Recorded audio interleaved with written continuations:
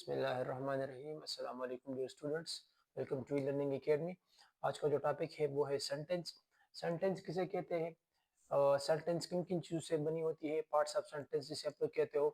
इसके अलावा जो टाइप्स है, स्ट्रक्चरल टाइप्स और फंक्शनल टाइप्स, विद एग्जांपल्स आज हम इंशाल्लाह अंडरस्टैंड करने की कोशिश करेंगे। तो सेंटेंस बहुत ही इंपॉर्टेंट टॉपिक है। इंपॉर्टेंट टॉपिक इस वजह से है क्योंकि हर एक पैराग्राफ को आप उठा ले तो वो सेंटेंस से बनी होती है। इसी वजह से सबसे पहले आप लोगों ने सेंटेंस को समझना है कि सेंटेंस किसे कहते हैं, इनके कौन कौन से पार्ट्स होते हैं, किन किन चीज़ों से ये बनी होती है, इसके जो टाइप्स है फिर हमारे पास वो कौन कौन सी होती है। तो इन सब चीज़ों को समझने के बाद ही आप एक सेंटेंस बना सकोगे ना। Without understanding of those parts you can't make a sentence. तो व्हाट इज सेंटेंस? सेंटेंस हमारे पास ग्रुप ऑफ वर्ड्स होता है। किस तरह के ग्रुप ऑफ वर्ड्स को आप लोग सेंटेंस बोलते हो? जो कि कंप्लीट थॉट को कन्वे करे, जो कि मीनिंगफुल हो और कंप्लीट थॉट को कन्वे करे। ए ग्रुप ऑफ वर्ड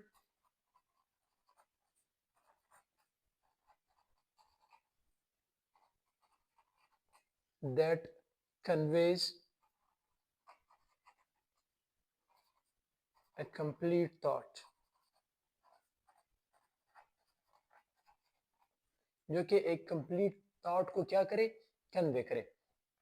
अच्छा, इसके अलावा ये सेंटेंस हमारे पास सब्जेक्ट एंड प्रेडिकेट पर मुश्तमिल होता है। हम डिटेल में ये सब चीज़ें आगे जाके पढ़ेंगे। फॉर एग्जांपल, अगर मैं एग्जांपल दूं सेंटेंस की, तो इसकी एग्जांपल कुछ यूँ बनेगी कि he plays, let's say he plays football. तो ये आपके पास क्या बन गया? ये आपके पास एक सब्जेक्ट बन गया और ये आपके पास प्रेडिकेट बन गया। सही है? यहाँ तक क्लियर है बात? अच्छा, एक और एग्जांपल उठाते हैं। एक और एग्जांपल उठाते हैं और ये example number second.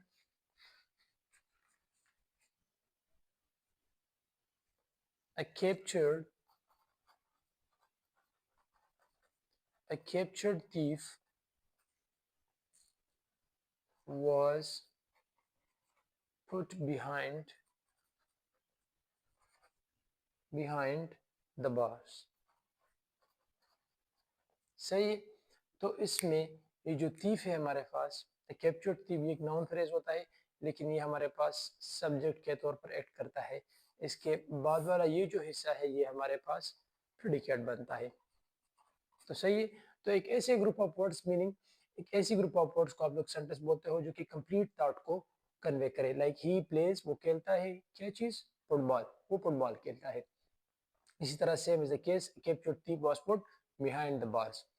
Parts of sentence को अगर आप लोग स्टडी करना चाहो कि पार्ट्स ऑफ सेंटेंस हमारे पास क्या होती है, पार्ट्स ऑफ सेंटेंस, तो जैसे कि मैंने इसे पहले बताया कि एक सेंटेंस हमारे पास सब्जेक्ट से बनी होती है और दूसरी बात किस चीज से? प्रेडिकेट से बनी होती है। Subject and predicate. सब्जेक्ट हमारे पास सेंटेंस का वो पार्ट होता है, part of the sentence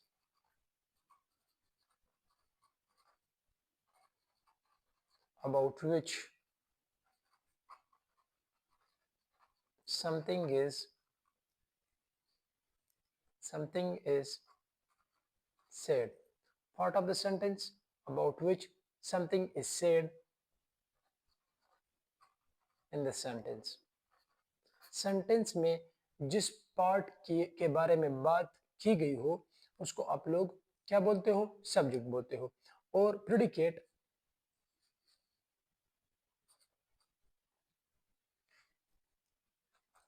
part of the sentence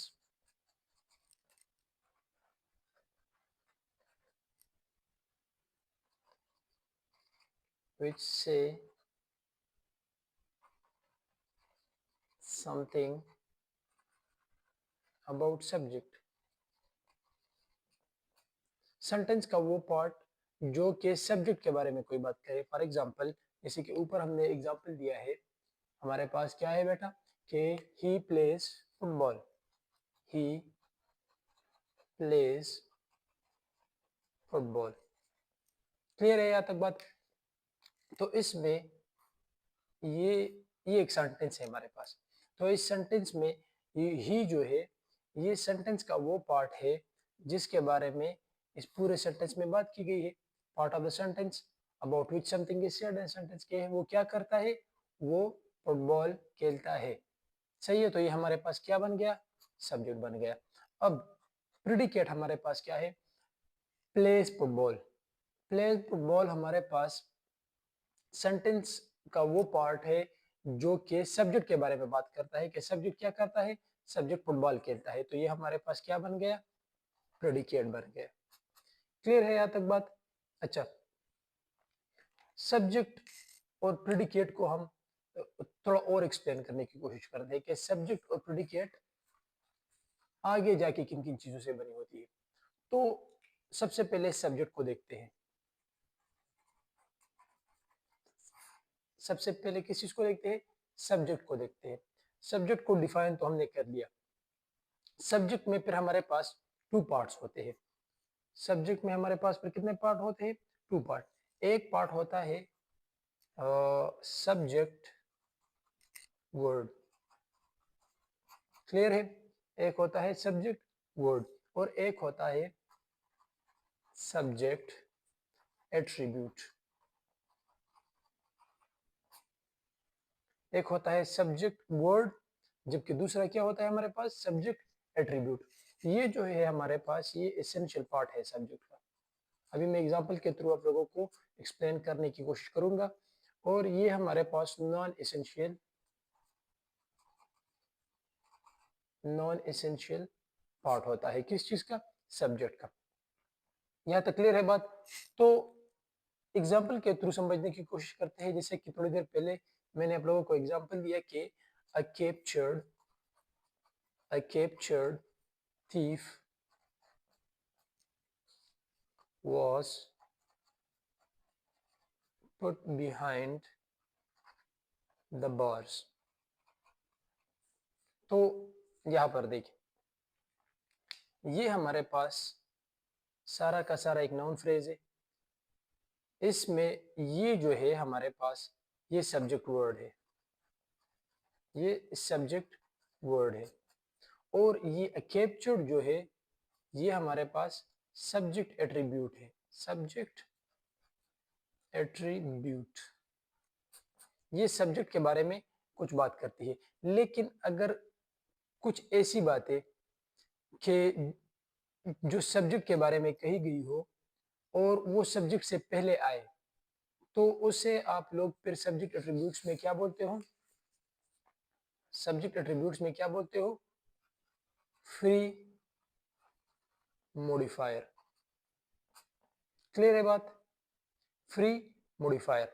और अगर मिसाल के तौर पर मैं यहां पर ऐड करूं कि कैप्चर्ड थीफ फ्रॉम इंडिया, सही है, तो फ्रॉम इंडिया को फिर आप लोग क्या बोलोगे कि ये क्या है, पोस्ट मॉडिफायर है, कि ये क्या है, पोस्ट मॉडिफायर।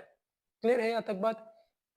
सब्जेक्ट वर्ड हमारे पास वो एसेंशियल पार्ट होता है जो कि क्या होता है, नाउन या प्रोनाउन। अच्छा, इससे पहले जो बातें की गई हो इस सब्जेक्ट के बारे में, इस सब्जेक्ट वर्ड के बारे में, तो उसको आप लोग क्या बोलते हो, प्री मॉडिफायर।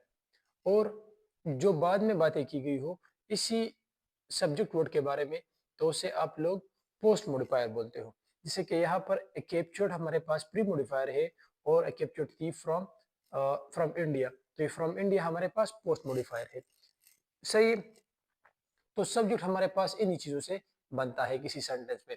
अच्छा, फिर चलते हैं प्रेडिकेट की तरफ कि प्रेडिकेट हमारे पास क्या बला है, प्रेडिकेट हमारे पास क्या बला है। प्रेडिकेट को हमने डिफाइन तो कर लिया कि ये सेंटेंस का वो पार्ट है जो किस चीज के बारे में बात करता है, जो सब्जेक्ट के बारे में बात करता है। क्लियर है। अब प्रिडिकेट को अगर आप लोग एनालाइज करो तो ये ज्यादातर वर्ब से बनता है, ऑब्जेक्ट से बनता है, सही है, कॉम्प्लीमेंट से बनता है, या फिर हमारे पास जो एडवर्बियल्स होते हैं उससे बनता है, एडवर्बियल से बनता है, सही। तो ये हो गई एक जनरल सी introduction about the subject and predicate, जो कि पार्ट्स ऑफ सेंटेंस है। सब्जेक्ट और प्रेडिकेट पर मिलकर हमारे पास क्या बनाते हैं, सेंटेंस बनाते हैं, क्या बनाते हैं, सेंटेंस बनाते हैं। अच्छा, पार्ट्स ऑफ द सेंटेंस की तरफ, sorry, parts, types of the sentence. तो टाइप्स जो है हमारे पास सेंटेंस की, वो दो किस्म की है। एक है हमारे पास structural types, structural types and functional types. एक होते हैं हमारे पास फंक्शनल टाइप्स और एक होते हैं हमारे पास structural types of sentence. Clear है बात यहाँ तक? ओके जी। तो फंक्शनल टाइप को बाज़ औक़ात लोग क्या बोलते हैं कि ये काइंड ऑफ सेंटेंस है, लेकिन मॉडर्न ग्रामर में इसे functional type of the sentence बोला जाता है। इसमें कौन कौन से आते हैं? इसमें सबसे पहले हमारे पास है डिक्लेरेटिव, इसको आप लोग एजर्टिव सेंटेंस भी बोलते हो, इसको आप लोग एफर्मेटिव सेंटेंस भी बोलते हो। अच्छा, दूसरी इम्पेरेटिव, सही है। तीसरी इंटरोगेटिव, इंटरोगेटिव। चौथी हमारे पास कौन सी है? Exclamatory, exclamatory. पांचवी कौन सी है? वो है ऑप्टेटिव, ऑप्टेटिव सेंटेंस, सही है। तो ये 5 टाइप्स है हमारे पास फंक्शनल। इसको हम वन बाय वन एक्सप्लेन करेंगे, लेकिन सिर्फ सबसे पहले इसके नाम जानिए कि कौन कौन से फंक्शनल है। अच्छा, स्ट्रक्चरल टाइप्स, स्ट्रक्चरल टाइप्स हमारे पास कितने हैं? स्ट्रक्चरल टाइप्स में सबसे पहले जो है हमारे पास वो है सिंपल सेंटेंस, सिंपल सेंटेंस। फिर है हमारे पास कंपाउंड सेंटेंस, कंपाउंड सेंटेंस। फिर है हमारे पास कॉम्प्लेक्स सेंटेंस, कॉम्प्लेक्स सेंटेंस। इसके बाद तो ये टोटल कितने हैं? 4 है, 5 और 4। Compound complex sentence. क्लियर है यहाँ तक बात? ओके जी। तो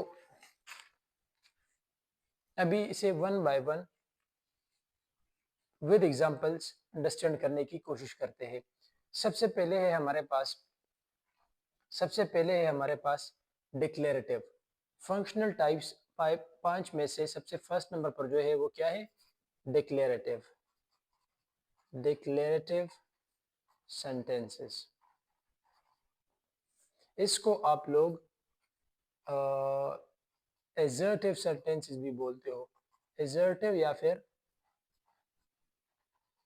एफर्मेटिव सेंटेंस। क्लियर है यहाँ तक बात? ओके जी। अच्छा, इस डिक्लेरेटिव सेंटेंस में हमारे पास ज्यादातर क्या होते हैं? ये उस टाइप ऑफ सेंटेंस होते हैं, those type of sentences which contain a statement, जिसमें स्टेटमेंट्स होते हैं। अब वो स्टेटमेंट जरूरी नहीं है कि पॉजिटिव भी हो, वो पॉजिटिव भी हो सकते हैं और नेगेटिव भी हो सकते हैं, पॉजिटिव भी हो सकते हैं और नेगेटिव भी हो सकते हैं। किस तरह पॉजिटिव और नेगेटिव हो सकते हैं? फॉर एग्जाम्पल, अगर मैं आपको एग्जाम्पल दूं कि she may read this book, example को देखिए जरा। एग्जाम्पल क्या है बेटा? कि she may read this book. तो ये हमारे पास क्या है बेटा? असल में ये है हमारे पास असल में एक पॉजिटिव स्टेटमेंट। इसमें किसी बात की नफी नहीं की गई हो। सही है। अच्छा, अगर मैं ये बता दूं कि I do not play cricket, तो ये भी हमारे पास डिक्लेरेटिव सेंटेंस के जुमरे में ही आता है। क्लियर है बात यहाँ तक? तो ये प्रिटी सिंपल है और इसे यही तक आप लोग रखिए। दूसरी जो फंक्शनल टाइप है हमारे पास वो है imperative sentence. Imperative sentence, imperative sentence कौन से सेंटेंसेस होते हैं हमारे पास? इम्पेरेटिव सेंटेंस हमारे पास वो सेंटेंस होते हैं जिसमें ज्यादातर रिक्वेस्ट हो, कंटेन्स रिक्वेस्ट, कमांड, ऑर्डर या फिर एडवाइस होता है। सही है। जो इसका स्ट्रक्चर है ज्यादातर ये वर्ब से स्टार्ट होते हैं। V1 प्लस ऑब्जेक्ट प्लस हमारे पास क्या आता है इसमें, एडवर्बियल्स। ये एक जनरल स्ट्रक्चर है। अच्छा ठीक है। तो मिसाल के तौर पर अगर मैं कहूँ कि एग्जाम्पल में अगर मैं कहूँ कि let's say close the door, close the door, तो ये हमारे पास क्या है, एक कमांड है ना, एक कमांड है, तो ये हमारे पास इंपेरेटिव सेंटेंस बन जाएगा। अच्छा, दूसरे एग्जांपल अगर मैं दूं कि please help me with this task, please help me with this task, तो ये हमारे पास प्लीज का चूंकि यहाँ पर इस्तेमाल हुआ है तो ये रिक्वेस्ट है, तो ये भी इंपेरेटिव सेंटेंस है। लेट्स से अगर कहूँ कि मैं कहूँ कि honest be honest with yourself, तो ये क्या है, ये एक एडवाइस है। इस तरह के जुमले भी इंपेरेटिव सेंटेंस के जुमले में ही आते हैं। थर्ड टाइप जो है हमारे पास वो क्या है, थर्ड टाइप हमारे पास है इंटरोगेटिव सेंटेंस। थर्ड टाइप है हमारे पास interrogative, interrogative sentence. Interrogative sentence में क्या होता है बेटा, असल में इंटरोगेटिव सेंटेंस में कोई क्वेश्चन पूछा जाता है, which contains a question, और इसके एंड में एक क्वेश्चन मार्क भी होता है, क्वेश्चन मार्क भी होता है। अच्छा, क्वेश्चंस अमूमन दो तरीकों से पूछे जाते हैं। कौन से है वो दो तरीके? वो दो तरीके हैं हमारे पास, या तो वो हेल्पिंग वर्ब्स वाले क्वेश्चंस होते हैं, हेल्पिंग वर्ब्स के थ्रू जो पूछे जाए वो वाले क्वेश्चन, या फिर हमारे पास जो WH फैमिली से स्टार्ट होते हैं वो वाले questions, starts with the WH family. For example अगर मैं आपको एग्जांपल दूं कि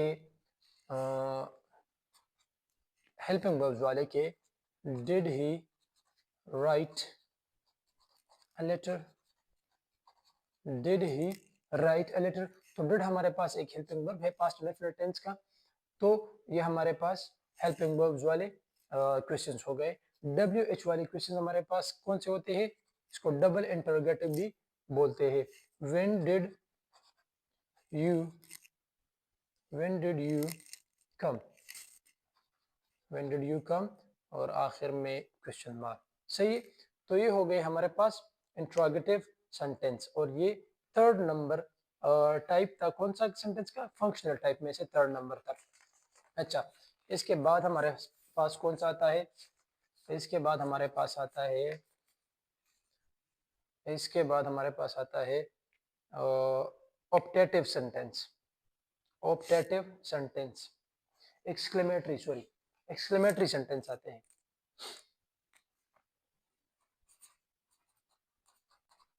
एक्सक्लेमेटरी सेंटेंस, एक्सक्लेमेटरी सेंटेंस वो सेंटेंस होते हैं जिसमें फीलिंग्स और इमोशंस ये सब चीजें डिस्कस हुई हो, तो उस तरह के सेंटेंसेस को फिर हम क्या बोलते हैं? एक्सक्लेमेटरी सेंटेंस, शोइंग फीलिंग्स या फिर इमोशंस, हैप्पीनेस, सोरो, हैप्पीनेस, सोरो या फिर सरप्राइज एटसेट्रा। इसमें ज्यादातर जो इंटरजेक्शंस होते हैं उसका यूज भी होता है, जैसे हुर्रा, ओ, अलास एटसेट्रा। इसके अलावा भी एक्सक्लेमेटरी सेंटेंसेस बन सकते हैं। फॉर एग्जांपल, अगर इसकी एग्जांपल अगर मैं दूं कि hurrah, we have won the match, we have won the match। Clear है यहाँ तक बात? अच्छा, दूसरी किस तरह आप लोग एक्सक्लेमेटरी सेंटेंसेस बना सकते हो? दूसरी इस तरह बनती है जैसे कि आप लोग कहो कि विदाउट द इंटरजेक्शंस, वो है कि मिसाल के तौर पर अगर मैं कहूँ कि व्हाट अ ह्यूज बिल्डिंग, तो ये एक सरप्राइज को शो करता है ना, एक सरप्राइज को शो करता है ना, सही है। या फिर मैं कहूँ कि how superbly he played the ball, how superbly he played the ball on leg side, on the leg side, how superbly, दोनों सरप्राइज को शो करते हैं। अच्छा, फिफ्थ नंबर जो है हमारे पास वो क्या है फंक्शनल टाइप्स में? वो है optative sentence, optative sentence, optative sentence. Optative sentence हमारे पास वो सेंटेंस होते हैं जिसमें ज्यादातर या तो फ्रेज शामिल हो या फिर कर्स शामिल हो। फॉर एग्जांपल, अगर मैं आपको कहूँ कि may you live long, may you live long, clear है यहाँ तक बात? तो ये हमारे पास ऑप्टेटिव सेंटेंस के जुमरे में आता है। दूसरी example, go to help, go to help, ये भी हमारे पास क्या है बेटा? ऑप्टेटिव सेंटेंस है। इसके अलावा may you pass an exam, may you pass an exam, तो ये भी हमारे पास ऑप्टेटिव सेंटेंस के जुमरे में ही आते हैं। तो ये हो गए हमारे पास कितने? ये 5 टाइप्स हो गए। ये 5 टाइप्स हमने विद एग्जांपल्स कवर कर लिए। अब चलते हैं स्ट्रक्चरल टाइप्स की, जो कि हमारे पास क्या है? 4 टाइप्स है of sentence, simple, compound, complex sentence and compound complex sentence. तो वन बाय वन इसको जानने की कोशिश करते हैं। ओके, नंबर फर्स्ट वन है हमारे पास simple sentence, simple sentence. Simple sentence को अगर मैं एक वर्ड में डिफाइन करूं तो ये मोनोक्लॉज्ड सेंटेंस होते हैं, मोनोक्लॉज्ड, जिसमें हमारे पास सिर्फ वन क्लॉज हो, और वो क्लॉज कौन सा हो? इंडिपेंडेंट क्लॉज, इंडिपेंडेंट क्लॉज, सही है। अ सेंटेंस, इसको हम डिफाइन किस तरह करेंगे? हम इसको डिफाइन इस तरह करेंगे कि a sentence having only, a sentence having only one clause, one clause, या फिर फाइनाइट वर्ड, क्लास तो आप लोगों ने पढ़ी होगी। तो इस तरह के सेंटेंस को आप लोग क्या बोलते हो? Simple sentence. फॉर एग्जांपल, जैसे कि हमने एग्जांपल्स दिए कि, जैसे कि हमने एग्जांपल्स दिए कि ही ही प्लेज फुटबॉल, तो ये हमारे पास एक इंडिपेंडेंट क्लॉज है या फिर हमारे पास सिंपल सेंटेंस है। अच्छा, दूसरी बात, दूसरा टाइप हमारे पास कौन सा है? दूसरा टाइप जो है वो है हमारे पास कंपाउंड, वो है हमारे पास कंपाउंड। Sentence, compound sentence. दूसरा है हमारे पास कंपाउंड सेंटेंस। तो कंपाउंड सेंटेंस में से में क्या होता है कि ये वो टाइप ऑफ सेंटेंसेस होते हैं जिसमें टू और मोर इंडिपेंडेंट क्लासेस होते हैं, और वो क्लासेस आपस में कोऑर्डिनेटिंग कंजंक्शन के थ्रू क्या होते हैं, कोऑर्डिनेटिंग कंजंक्शंस के थ्रू ज्वाइंट होते हैं। सही है। कोऑर्डिनेटिंग कंजंक्शंस हमारे पास कौन कौन से है, इसके लिए जो ट्रिक है वो है फैन बॉयज। सही। फैन बॉयज हमारे पास वो तरीका है जिसके थ्रू आप लोग क्या कर सकते हो, कोऑर्डिनेटिंग कंजंक्शन को समझ सकते हो। फॉर, एंड, नॉर, बट, और, येट और सो, ये हमारे पास क्या है, कोऑर्डिनेटिंग कंजंक्शन से। तो एग्जांपल चलो देखते हैं कि इसका एग्जांपल किस तरह बनता है। फॉर एग्जांपल अगर मैं कहूँ कि I really want to go to work, I really want to go to work, तो ये हमारे पास एक इंडिपेंडेंट क्लॉज हो गया। और फिर मैं इसके बीच में क्या डालता हूँ, एक कंजंक्शन डाल देता हूँ but I am sick to, इसे लिख देता हूँ कि आई एम sick to death, I am sick to death, और I am sick to drive, आप लोग बोल सकते हो, डेथ को हटा ले, आई एम sick to drive। सही है। तो सिर्फ और सिर्फ इसके थ्रू ज्वाइन नहीं, बल्कि कभी कभार कॉमा के थ्रू भी ये दोनों क्लासेस जो है वो ज्वाइन हो सकते हैं कंपाउंड सेंटेंस पे, या फिर सेमी कॉलन के थ्रू भी ज्वाइन हो सकते हैं। सही। तो ये होगी हमारे पास कौन सी सेंटेंस, कंपाउंड सेंटेंस। और ये सेकंड टाइप है हमारे पास स्ट्रक्चरल टाइप ऑफ सेंटेंस में। थर्ड टाइप हमारे पास कौन सी है, थर्ड टाइप है हमारे पास कॉम्प्लेक्स सेंटेंस। थर्ड टाइप है हमारे पास क्या, कॉम्प्लेक्स सेंटेंस। कॉम्प्लेक्स सेंटेंस हमारे पास क्या होती है, जिसमें एटलीस्ट वन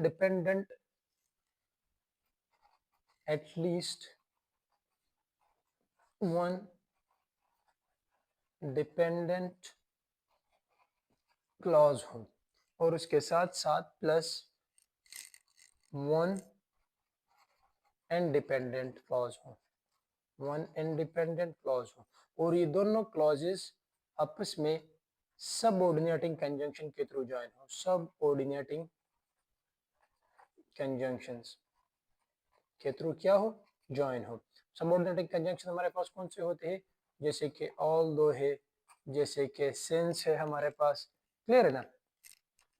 तो दो है हमारे पास, इसके थ्रू एटसेट्रा, इसके थ्रू ज्वाइन हो। एग्जाम्पल के में आप लोग को क्या दे सकते हो, क्या दे सकते हो, चलो दो का दे देते हैं कि दो ही वॉज रिच, दो ही वॉज रिच। सही है। He was still unhappy, he was still unhappy. तो ये वाला जो है ये हमारे पास कौन सा क्लॉज है, ये वाला हमारे पास डिपेंडेंट क्लॉज है, और ये वाला हमारे पास क्या कहते हैं इसे, इंडिपेंडेंट क्लॉज है। दूसरे एग्जांपल को आप देख ले। दूसरा एग्जांपल हमारे पास क्या है, since it was a holiday, since it was a holiday. सही है। Since it was a holiday, एक minute, all the banks were closed, all the banks were closed. सही है। तो ये हमारे पास कौन सा क्लास बनता है, ये हमारे पास डिपेंडेंट बनता है, और ये बाकी वाला हमारे पास इंडिपेंडेंट। क्लियर है बात यहाँ तक? आप लोग कहोगे कि सर यहाँ पर और यहाँ पर तो कोऑर्डिनेटिंग कंजंक्शन के थ्रू ये दोनों क्लॉजेस ज्वाइन नहीं है, लेकिन कोऑर्डिनेटिंग कंजंक्शन हमें ये इंडिकेशन तो जरूर देता है ना कि ये जो सेंटेंस है, ये जो क्लॉज है हमारे पास, ये डिपेंडेंट क्लॉज है। जरूरी नहीं है कि सिर्फ इसके थ्रू ही हो, कभी कभार ये कॉमा के थ्रू भी ज्वाइन हो सकते हैं, लेकिन आप लोगों ने ये देखना है कि यहाँ पर जो कंजंक्शन का यूज हुआ है वो कौन से कंजंक्शन से, वो सबऑर्डिनेटिंग है या फिर कोऑर्डिनेटिंग कंजंक्शन से। सही है। तो इससे आपको डिपेंडेंट और इंडिपेंडेंट क्लॉज में को ढूंढने में आसानी होगी। अच्छा, थर्ड फोर्थ पॉइंट हमारे, फोर्थ नंबर टाइप हमारे पास कौन सा है? Fourth number type and structural type of phrases, वो है हमारे पास कंपाउंड कॉम्प्लेक्स सेंटेंस। वो है हमारे पास compound complex sentence. Compound complex sentence में क्या होता है हमारे पास? इसमें हमारे पास एटलीस्ट टू इंडिपेंडेंट क्लॉजेस होते हैं, at least two independent clause, two independent clauses होते हैं हमारे पास, और एटलीस्ट वन डिपेंडेंट क्लॉज होता है, और एटलीस्ट वन डिपेंडेंट क्लॉज, और एटलीस्ट वन डिपेंडेंट क्लॉज होता है हमारे पास। तो इस टाइप ऑफ सेंटेंस को आप लोग क्या बोलते हो? Compound complex sentence. एग्जांपल को आप लोग देख ले कि we won the game, we won the game but, ये दो क्लासेस है और वो हमारे पास कोऑर्डिनेटिंग कंजंक्शन के, कोऑर्डिनेटिंग कंजंक्शन के थ्रू, बट के थ्रू ज्वाइन हुए हो। But my uniform was, but my uniform was muddy. तो ये हमारे पास दो क्या हो गए? इंडिपेंडेंट क्लॉजेस हो गए। अब अच्छा, अब हमने एक डिपेंडेंट क्लॉज भी डालना होता है इसमें, ताकि ये कंपाउंड कॉम्प्लेक्स सेंटेंस बने, नहीं तो ये हमारे पास सिर्फ कंपाउंड सेंटेंस ही रहेगा। Because it rained the entire time. Clear हो गई बात? तो ये हो गए हमारे पास 5 functional type of phrases, sorry, of sentences, functional types of sentence। और फिर ये 4 हो गए हमारे पास structural types of sentences। Clear है बात? होप आपको समझ आ गई हो सेंटेंस का कंसेप्ट। और थैंक यू सो मच, अपना बहुत ख्याल रखिएगा। अल्लाह हाफिज़।